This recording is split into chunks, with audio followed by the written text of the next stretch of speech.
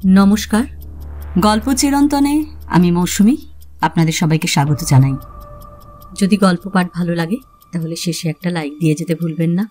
এখনও যারা আমার চ্যানেলটা সাবস্ক্রাইব করেননি তাদের সকলের কাছে আমার অনুরোধ, প্লিজ আমার চ্যানেলটা সাবস্ক্রাইব করে নেবেন। পাশে যে বেল নোটিফিকেশনটা আছে সেটা অবশ্যই প্রেস করে দেবেন।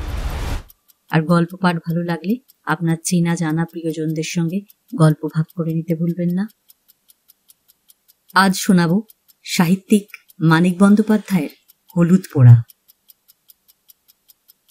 সে বছর কার্তিক মাসের মাঝামাঝি 3 দিন আগে পরে গায়ে দুটো খুন হয়ে গেল। একজন মাঝবয়সী জোয়ান মদ্য পুরুষ এবং 16-17 বছরের একটি রোগা ভীরু মেয়ে। গায়ের দক্ষিণে ঘোষেদের মজা পুকুরের ধারে একটা মরা গজারি গাছ বহুকাল থেকে দাঁড়িয়ে আছে। স্থানটি ফাঁকা, বন জঙ্গলের আবরু নেই, কাছাকাছি শুধু কয়েকটা কলা গাছ। ওই গজারি গাছটার নিচে একদিন বলাই চক্রবর্তীকে মরে পড়ে থাকতে দেখা গেল। মাথাটা আটচির হয়ে ফেটে গেছে, খুব সম্ভব অনেকগুলি লাঠির আঘাতে।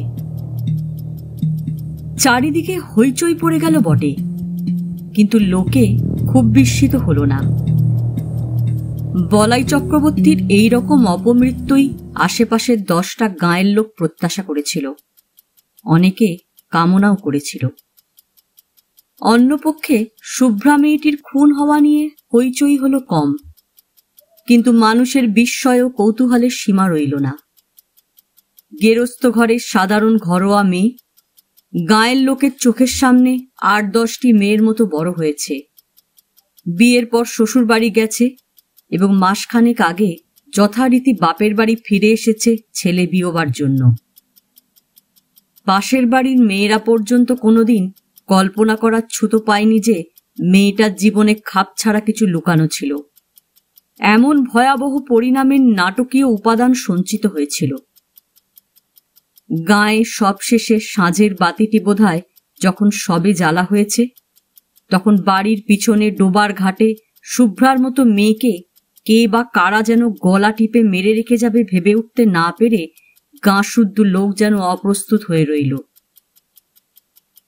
বছর দেড়েক মেয়েটা শ্বশুরবাড়ি ছিল, গায়ের লোকের চোখের আড়ালে। সেখানে কি এই ভয়ানক অঘটনের ভূমিকা গড়ে উঠেছিল? দুটো খুনের মধ্যে কি কোনো যোগাযোগ আছে? 20-30 বছরের মধ্যে গাঁয়ের কেউ তেমনভাবে জখম পর্যন্ত হয়নি। যখন হলো পরপর একেবারে খুন হয়ে গেল দুটো। তার একটি পুরুষ, অপরটি যুবতী নারী। দুটি খুনের মধ্যে একটা সম্পর্ক আবিষ্কার করার জন্য প্রাণ সকলের ছটফট করে, কিন্তু বলাই চক্রবর্তী শুভ্রাকে কবে শুধু চোখের দেখা দেখেছিল তাও গাঁয়ের লোক কেউ মনে করতে পারে না। একটুখানি বাস্তব সত্যের খাদের অভাবে নানা জনের কল্পনা ও অনুমানগুলি গুজব হয়ে উঠতে উঠতে মুষড়ে যায়। বলাই চক্রবর্তীর সম্পত্তি পেল তার ভাইপো নবীন। 40 টাকার চাকরি ছেড়ে শহর থেকে সপরিবারে গাঁয়ে এসে ক্রমাগত কোঁচার খুঁটে চশমার কাঁচ মুছতে মুছতে সে পাড়ার লোককে বলতে লাগলো, 50 টাকা রিওয়ার্ড ঘোষণা করছি। কাকাকে যারা অমন মার মেরেছে তাদের যদি ফাঁসি কাটে ঝুলোতে না পারি। চশমার কাঁচের বদলে মাঝে মাঝে কোঁচার খুঁটে সে নিজের চোখও মুছতে লাগলো। ঠিক 21 দিন গায়ে বাস করার পর নবীনের স্ত্রী দামিনী সন্ধ্যাবেলা লণ্ঠন হাতে রান্নাঘর থেকে উঠানে পার হয়ে শোবার ঘরে যাচ্ছে।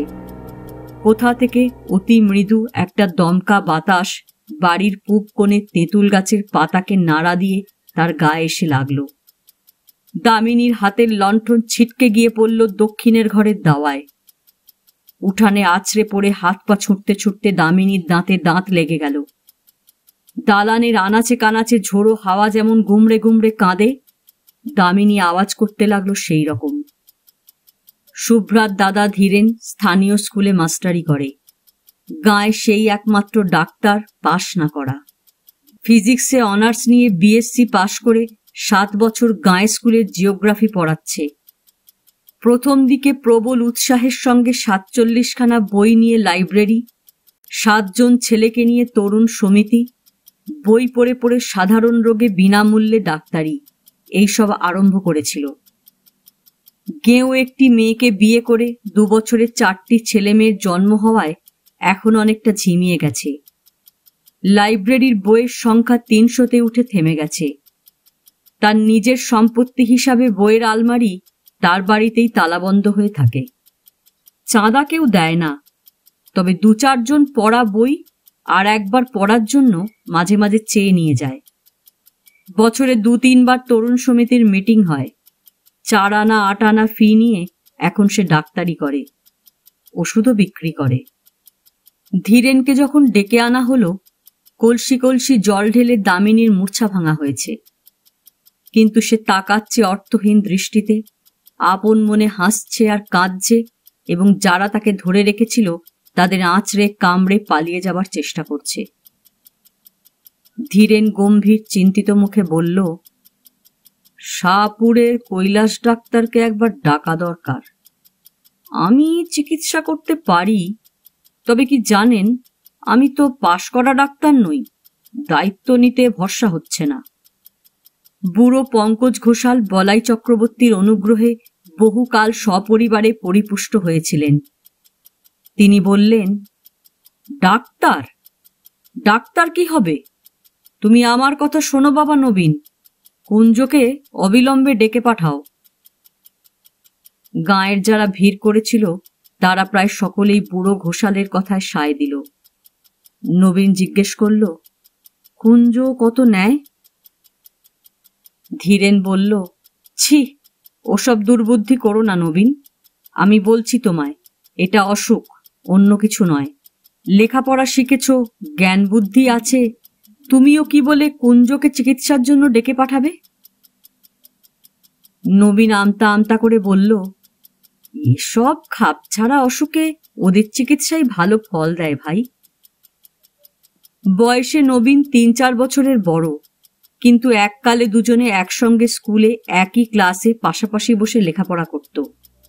বোধহয় সেই খাতিরেই কৈলাস ডাক্তার ও কুঞ্জ মাঝি দুজনকে আনতেই নবীন লোক পাঠিয়ে দিল। কুঞ্জই আগে এলো। লোক পৌঁছবার আগেই সে খবর পেয়েছিল চক্রবর্তীদের বউকে অন্ধকারের অশরীরী শক্তি আয়ত্ত করেছে। কুঞ্জ নাম করা গুণিন, তার গুণপনা দেখবার লোভে আরো অনেকে এসে ভিড় বাড়িয়ে দিল। ভর সাঁজে ভর করেছেন, সহজে ছাড়বেন না। ওই বলে সকলকে ভয় দেখিয়ে সঙ্গে সঙ্গে আবার অভয় দিয়ে কুঞ্জ বলল, তবে ছাড়তেই হবে শেষ তক। কুঞ্জ মাঝির সঙ্গে তো চালাকি চলবে না। ঘরের দাওয়া থেকে সকলকে উঠানে নামিয়ে দেওয়া হলো। বিড়বিড় করে মন্ত্র পড়তে পড়তে কুঞ্জ দাওয়ায় জল ছিটিয়ে দিল। দামিনীর এলো চুর শক্ত করে বেঁধে দেওয়া হলো দাওয়ার একটা খুঁটির সঙ্গে। দামিনীর না রইল বসবার উপায়, না রইল পালাবার ক্ষমতা। তাকে আর কারো ধরে রাখবার প্রয়োজন রইল না। নড়তে গিয়ে চুলে টান লাগায় দামিনী আর্তনাদ করে উঠতে লাগলো। কুঞ্জ টিটকিরি দিয়ে দিয়ে বলতে লাগলো, রও বাছাধন রও, এখনই হয়েছে কি, মজাটি টের পাওয়াচ্ছি তোমায়। ধীরেন প্রথম দিকে চুপ করেছিল। বাধা দিয়ে লাভ নেই, গাঁয়ের লোক কথা শোনে না, বিরক্ত হয়। এবার সে আর ধৈর্য ধরতে পারল না। তুমি কি পাগল হয়ে গেছো নবীন? চুপ করো ভাই। উঠানে 30-35 জন পুরুষ ও নারী এবং গোটা 5 লণ্ঠন জড়ো হয়েছে। মেয়েদের সংখ্যা খুব কম, যারা এসেছে বয়সও তাদের বেশি। কম বয়সী মেয়েরা আসতে সাহস পায়নি, অনুমতিও পায়নি। যদি ছোঁয়াচ লাগে, নজর লাগে, অপরাধ হয়। মন্ত্রমুগ্ধের মতো এতগুলি মেয়ে পুরুষ দাওয়ার দিকে তাকিয়ে ঘেঁষাঘেঁষি করে দাঁড়িয়ে থাকে। এই দুর্লভ রোমাঞ্চ থেকে তাদের বঞ্চিত করবার ক্ষমতা নবীনের নেই। দাওয়াটি যেন স্টেজ, সেখানে যেন মানুষের জ্ঞান বুদ্ধির অতীত রহস্যকে সহজবোধ্য নাটকের রূপ দিয়ে অভিনয় করা হচ্ছে। ঘরের দুয়ারে কুঞ্জ যেন আমদানি করেছে জীবনের শেষ সীমানার ওপারের ম্যাজিক। এমন ঘরোয়া, এমন বাস্তব হয়ে উঠেছে দামিনীর মধ্যে অদেহী ভয়ঙ্করের এই ঘনিষ্ঠ আবির্ভাব। ভয় সকলে ভুলে গেছে, শুধু আছে তীব্র উত্তেজনা এবং কৌতূহল ভরা পরম উপভোগ্য শিহরণ। এক পা সামনে এগিয়ে, পাশে সরে, পিছু হটে, সামনে পিছনে দুলে দুলে কুঞ্জ দুর্বোধ্য মন্ত্র আওড়াতে থাকে।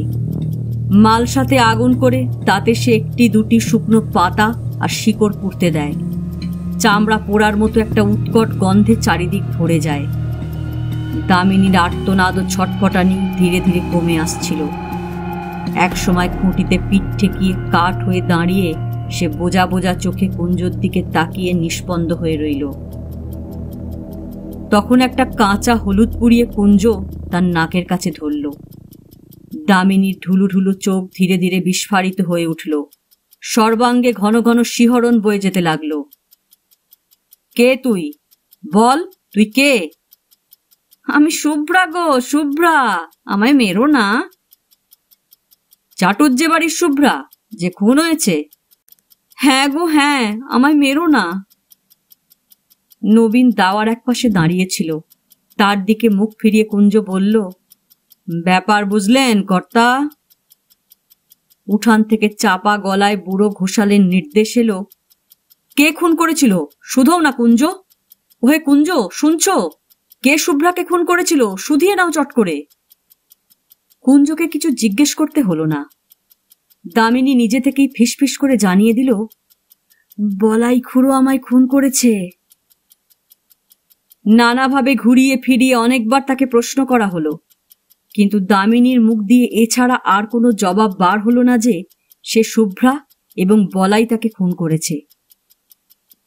তারপর এক সময় তার মুখ বন্ধ হয়ে গেল, নাকে হলুদ পোড়া ধরেও আর তাকে কথা বলানো গেল না।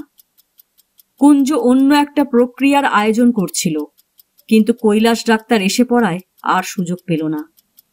কৈলাসের চেহারাটি জমকালো, প্রকাণ্ড শরীর, এক মাথা কাঁচা পাকা চুল, মোটা ভুরু আর মুখময় খোঁচা খোঁচা গোঁপদাড়ি। এসে দাঁড়িয়ে ষাঁড়ের মতো গর্জন করতে করতে সে সকলকে গালাগালি দিতে আরম্ভ করল। কুঞ্জর আগুনের মালসা তার দিকেই লাথি মেরে ছুঁড়ে দিয়ে বলল, দাঁড়া হারামজাদা, তোকে ফাঁসি কাটে ঝুলোচ্ছি। ওষুধ দিয়ে বৌমাকে আজ মেরে ফেলে থানায় তোর নামে রিপোর্ট দেব তুই খুন করেছিস। কৈলাস খুঁটিতে বাঁধা চুল খুলে দামিনীকে ঘরে নিয়ে গিয়ে বলাইয়ের দাদামশায়ের আমলের প্রকাণ্ড খাটের বিছানায় শুইয়ে দিল। প্যাঁট করে তার বাহুতে ছোঁচ ফুটিয়ে তার গায়ে ঢুকিয়ে দিল ঘুমের ওষুধ। দামিনী কাতরভাবে বলল, আমায় মেরো না গো, মেরো না, আমি শুভ্রা, চাটুজ্জে বাড়ির শুভ্রা। কয়েক মিনিটের মধ্যে সে ঘুমিয়ে পড়ল। দামিনীর মুখ দিয়ে শুভ্রা বলাই চক্রবর্তীর নাম করায় অনেক বিশ্বাসীর মনে যে ধাঁধা সৃষ্টি হয়েছিল, বুড়ো ঘোষালের ব্যাখ্যা শুনে সেটা কেটে গেল। শুভ্রা 3 দিন আগে বলাই চক্রবর্তী মরে গিয়েছিল সন্দেহ নেই, কিন্তু শুধু জ্যান্ত মানুষ কি মানুষের গলা টিপে মারে? আর কিছু মারে না? শ্মশানে মশানে দিনক্ষণ প্রভৃতির যোগাযোগ ঘটলে পথভোলা পথিকের ঘাট তবে মাঝে মাঝে মোটকে দেয় কিসে? ব্যাখ্যাটা দেওয়া উচিত ছিল কুঞ্জগণির। বুড়ো ঘোষাল আগেই সকলকে শুনিয়ে দেওয়াতে জোর গলায় তাকে সমর্থন করেই নিজের মর্যাদা বাঁচানো ছাড়া আর উপায় রইল না। তবে কথাটাকে সে ঘুরিয়ে দিল একটু অন্যভাবে, যার ফলে অবিশ্বাসীর মনে পর্যন্ত খটকা বাঁধা সম্ভব হয়ে উঠল। বলাই চক্রবর্তী শুভ্রাকে খুন করেছে বটে, কিন্তু সোজাসুজি নিজে নয়, কারণ মরার 1 বছরের মধ্যে সেটা কেউ পারে না। ওই সময়ের মধ্যে শ্রাদ্ধ শান্তি না হলে তবেই সোজাসুজি মানুষের ক্ষতি করার ক্ষমতা জন্মায়। বলাই চক্রবর্তী একজনকে ভর করে তার মধ্যস্থতায় শুভ্রাকে খুন করেছে, তার রক্তমাংসের হাত দিয়ে। না, যাকে সে ভর করেছিল তার কিছু মনে নেই। মনে কি থাকে? এক রাত্রে অনেক কান ঘুরে পরদিন সকালে এই কথাগুলি ধীরেনের কানে গেল। অগ্রহায়ণের উজ্জ্বল মিঠে রোদ তখন চারিদিকে ছড়িয়ে আছে। বর্ষার পরিপুষ্ট গাছে আর আগাছার জঙ্গলে যেন পার্থিব জীবনের ছড়াছড়ি। বাড়ির পিছনের ডোবাটি কচুরিপানায় আচ্ছন্ন। গাঢ় সবুজ অসংখ্য রসালো পাতা, বর্ণনাতীত কোমল রঙের অপরূপ ফল। তাল গাছের গুঁড়ির ঘাটটি কার্তিক মাসেও প্রায় জলে ডুবেছিল। এখন জল কমে অর্ধেকের বেশি ভেসে উঠেছে। টুকরো বসিয়ে ধাপগুলি এবার ধীরেন বিশেষ করে শুভ্রার জন্য বানিয়ে দিয়েছিল। 7 মাসের গর্ভ নিয়ে ঘাটে উঠতে নামতে সে যাতে পা পিছলে আছাড় না খায়। পাড়ার মানুষ বাড়ি বয়ে গাঁয়ের গুজব শুনিয়ে গেল। আবেষ্টনীর প্রভাবে উদ্ভট কথাগুলি সঙ্গে সঙ্গে ধীরেনের মন থেকে বাতিল হয়ে গেল। ক্ষুব্ধ হবার অবসরও সে পেল না। ডোবার কোন দিক থেকে কিভাবে কে সেদিন সন্ধ্যায় ঘাটে এসেছিল, কেন এসেছিল, এই পুরনো ভাবনা সে ভাবছিল অনেকক্ষণ থেকে। তাই সে ভাবতে লাগল। একমাত্র এই ভাবনা তাকে অন্যমনস্ক করে দেয়। ক্ষোভ ও বিষাদে তার এত প্রাচুর্য এখন যে মাঝে মাঝে কিছুক্ষণের জন্য অন্যমনস্ক হতে না পারলে তার অসহ্য কষ্ট হয়। অন্য কোনো বিষয় তার মন বসে না। ভাতের থালা সামনে ধরে দিয়ে শান্তি বলল, আমার কিন্তু মনে হয় তাই হবে, নইলে। কটমট করে তাকিয়ে ধীরেন ধমক দিয়ে বলল, চুপ, যা খুশি মনে হোক তোমার, আমায় কিছু বলবে না, খবরদার। স্কুলে যাবার পথে যাদের সঙ্গে দেখা হলো মুখে তারা কিছু বলল না, কিন্তু তাদের তাকানোর ভঙ্গি যেন আরো স্পষ্ট হয়ে উঠল। কথাটা তুমি কিভাবে নিয়েছ শুনি? পুরুত ঠাকুর তাকে অনেকক্ষণ দাঁড় করিয়ে রেখে দোষ মোচনের জন্য দরকারি ক্রিয়াকর্মের বিষয়ে আলোচনা করলেন, উপদেশ দিলেন। বিশেষ করে বলে দিলেন যে স্কুল থেকে ফিরবার সময় তার বাড়ি থেকে সে যেন তার নিজের ও বাড়ির সকলের ধারণের জন্য মাদুলি নিয়ে যায়।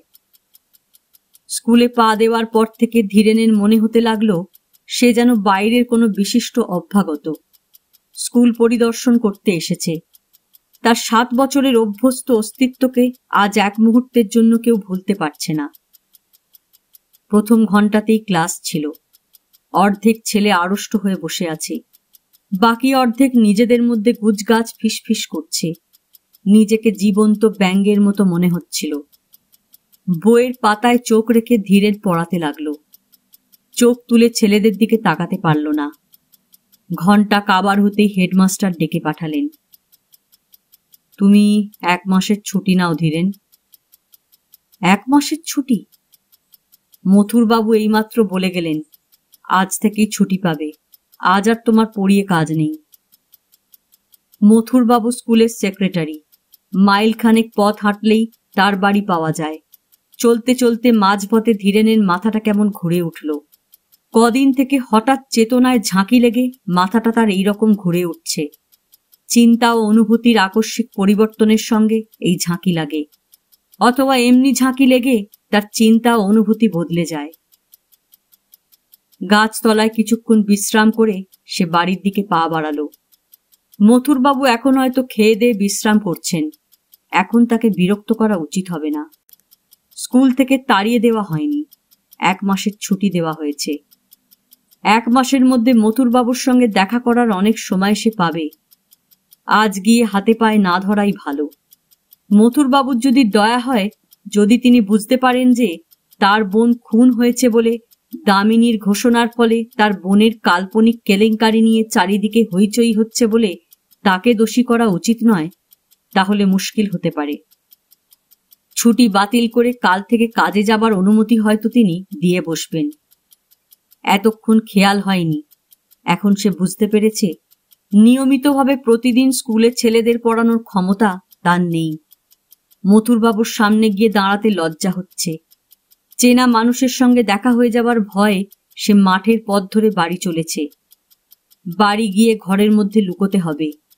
দুর্বল শরীর বিছানায় লুটিয়ে দিয়ে ভারী মাথাটা বালিশে রাখতে হবে। সারা দুপুর ঘরের মধ্যে শুয়ে বসে ছটপট করে কাটিয়ে শেষ বেলায় ধীরেন উঠানে বেরিয়ে এলো। মাজা বাসন হাতে নিয়ে শান্তি ঘাট থেকে উঠে আসছিল। ডোবার ধারে প্রকাণ্ড বাঁশঝাড়টায় ছায়ার মানুষের মতো কি যেন একটা নড়াচড়া করছে। ধীরেন আর্তনাদ করে উঠল, কে ওখানে, কে? শান্তির হাতের বাসন ঝনঝন শব্দে পড়ে গেল। উঠি পড়ি করে কাছে ছুটে এসে ভয়ার্ত কণ্ঠে সে জিজ্ঞাসা করল, কোথায় কে, কোনখানে? বাঁশঝাড় থেকে চেনা গলায় আওয়াজ এলো, আমি মাস্টার বাবু, বাঁশ কাটছি। কে তোকে বাঁশ কাটতে বলেছে? শান্তি বলল, আমি বলেছি। খেন্তি পিসি বলল, নূতন একটা বাঁশ কেটে আগা থেকে একটু পুড়িয়ে ঘাটের পথে আড়াআড়ি ফেলে রাখতে।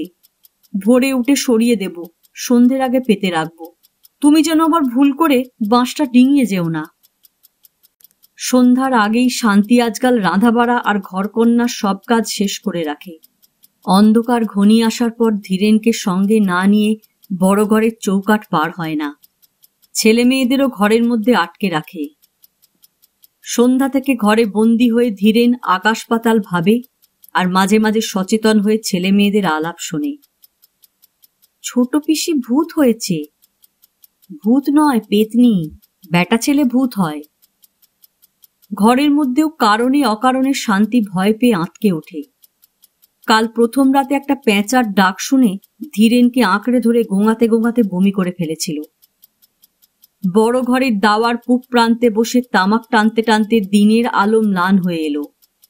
এখানে বসে ডোবার ঘাট আর দুধারের বাঁশঝাড় ও জঙ্গল দেখা যায়। জঙ্গলের পর সেনেদের কলা বাগান।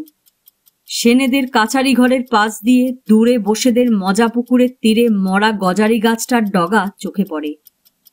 অন্ধকার হবার আগেই কুয়াশায় প্রথমে গাছটা, তারপরে সেনেদের বাড়ি আবজা হয়ে ডাকা পড়ে গেল।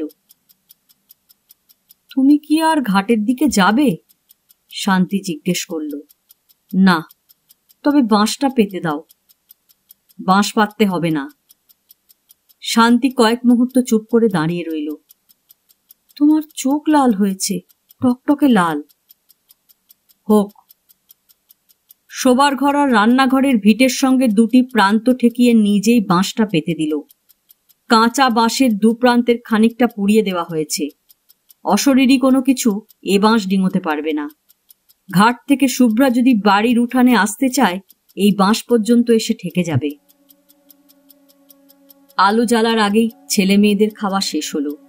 সন্ধ্যাদীপ না জেলে শান্তির নিজের খাওয়ার উপায় নেই। ভালো করে সন্ধ্যা হওয়ার আগেই সে তাড়াতাড়ি দ্বীপ জেলে ঘরে ঘরে দেখিয়ে শাঁখে পোঁ দিল। 10 মিনিটের মধ্যে নিজে খেয়ে ধীরেনের ভাত বেড়ে ঢাকা দিয়ে রেখে রান্নাঘরের তালা দিয়ে কাপড় ছেড়ে ঘরে গিয়ে ঢুকল। বিকালে আজকাল সে মাছ রান্না করে না। ইঁটো কাটা নাকি অশরীরী আত্মাকে আকর্ষণ করে। খাওয়ার হাঙ্গামা খুব সংক্ষেপে, সহজে এবং অল্প সময় সম্পন্ন হয়ে যায়। ঘরে আসবে না? না। তখনও আকাশ থেকে আলোর শেষ আভাসটুকু মুছে যায়নি। 2-3টি তারা দেখা দিয়েছে, আরো কয়েকটি দেখা দিতে দিতে আবার হারিয়ে যাচ্ছে। আর 1 মিনিট কি 2 মিনিটের মধ্যে রাত্রি শুরু হয়ে যাবে। জীবিতের সঙ্গে মৃতের সংযোগ স্থাপনের সবচেয়ে প্রশস্ত সময় সন্ধ্যা। ভর সন্ধ্যাবেলা শুভ্রা দামিনীকে আশ্রয় করেছিল। আজ সন্ধ্যা পার হলে রাত্রি আরম্ভ হয়ে গেলে চেষ্টা করেও শুভ্রা হয়তো তার সঙ্গে কথা বলতে পারবে না। আর দেরি না করে এখনই শুভ্রাকে সুযোগ দেওয়া উচিত। চোরের মতো ভিটে থেকে নেমে বাঁশ ডিঙিয়ে ধীরেন পা টিপে টিপে ডোবার মাঠের দিকে এগিয়ে গেল। অদ্ভুত বিকৃত গলার ডাক শুনে শান্তি লণ্ঠন হাতে ঘর থেকে বেরিয়ে এলো। বাঁশের ওপারে দাঁড়িয়ে হিংস্র চাপা গর্জনের মতো গম্ভীর আওয়াজে ধীরেন তার নিজের নাম ধরে ডাকাডাকি করছে। গেঞ্জি আর কাপড়ে কাদা ও রক্ত মাখা, ঠোঁট থেকে চিবুক বেয়ে ফোঁটা ফোঁটা রক্ত গড়িয়ে পড়ছে। বাঁশটা সরিয়ে দাও। ডিঙিয়ে এসো, বাঁশ ডিঙিয়ে চলে এসো। কি হয়েছে, পড়ে গেছো নাকি? ডিঙোতে পারছি না, বাঁশ সরিয়ে দাও। বাঁশ ডিঙোতে পারছে না? মাটিতে শোয়ানো বাঁশ। শান্তির আর এতটুকু সন্দেহ রইল না। আকাশ চেরা তীক্ষ্ণ গলায় সে আর্তনাদের পর আর্তনাদ শুরু করে দিল। তারপর প্রতিবেশী এলো, পাড়ার লোক এলো, গাঁয়ের লোক এলো, কুঞ্জও এলো। 3-4 কলস জল ঢেলে ধীরেনকে স্নান করিয়ে দাওয়ার খুঁটির সঙ্গে তাকে বেঁধে ফেলা হলো। মন্ত্র পড়ে জল ছিটিয়ে মালসার আগুনে পাতা ও শিকড় পুড়িয়ে ঘণ্টাখানেকের চেষ্টায় ধীরেনকে কুঞ্জন নিঝুম করে ফেলল। তারপর মালসার আগুনে কাঁচা হলুদ পুড়িয়ে ধীরেনের নাকের কাছে ধরে বজ্র কণ্ঠে সে জিজ্ঞাসা করল, কে তুই? বল, তুই কে? ধীরেন বলল, আমি বলাই চক্রবর্তী। শুভ্রাকে আমি খুন করেছি। এ গল্প এখানেই শেষ। গল্প পাঠ ভালো লাগলে লাইক, শেয়ার, কমেন্টস করতে ভুলবেন না। আজকের মতো নমস্কার।